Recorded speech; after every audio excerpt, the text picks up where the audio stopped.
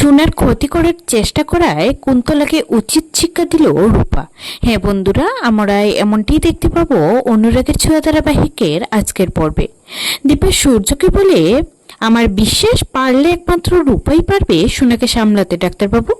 আমি সেদিন ভুল দেখিনি, ও কুমারী ছিল, ও পালিয়েছে, কিন্তু পালিয়ে বেশি দূর যেতে পারবে না, কারণ ওই বাড়ির আশপাশে পুলিশ পাহারা দিচ্ছে। আপনি চিন্তা করবেন না, আমার ওদের সাথে কথা হয়েছে। ডাক্তারবাবু, আমরা খুব তাড়াতাড়ি সোনারূপাকে ওই বাড়ি থেকে বের করে আনবো। সব আবার আগের মতো ঠিক হয়ে যাবে, আমরা আবার আগের মতো একসাথে থাকবো। ঠিক তখনই একটা বড় ঝড় উঠে, তাতে সূর্যদীপার ছবিটা পড়ে ভেঙে যায়। ভাঙ্গা ছবিটা হাতে নিয়ে দীপা মনে মনে বলে, আমাদের জীবনের ঝড় কি থামবে না? কোনোদিনও থামবে না।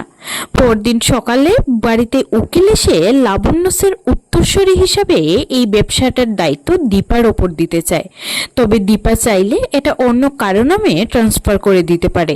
এটা একান্তই দীপার নিজস্ব ইচ্ছে। এই কথা শুনে উর্মি বলে, দিদি তুই এটা আমাকে ট্রান্সফার করে দে না, আমি তো ফ্যাশনের ব্যাপারে বেশি বুঝি বল।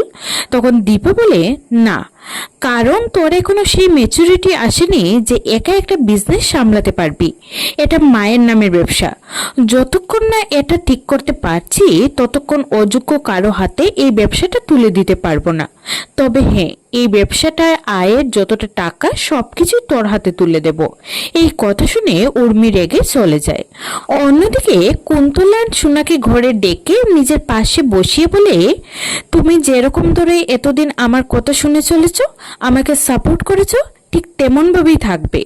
বোনের পাল্লায় পড়ে আবার সবকিছু ভুলে যেও না, না হলে কিন্তু বলেই জাতি দিয়ে সোনার আঙ্গুলটা কেটে ফেলার ভয় দেখায়।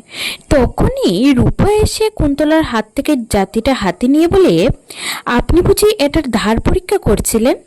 জানেন তো আমাদের সবার কিন্তু ধার আছে, আমার মায়ের আবার খুব ধার, আর তার কিছুটা আমি পেয়েছি। বলেই কুন্তলার আঙ্গুলের নখটা কেটে ওকে ভয় দেখায়।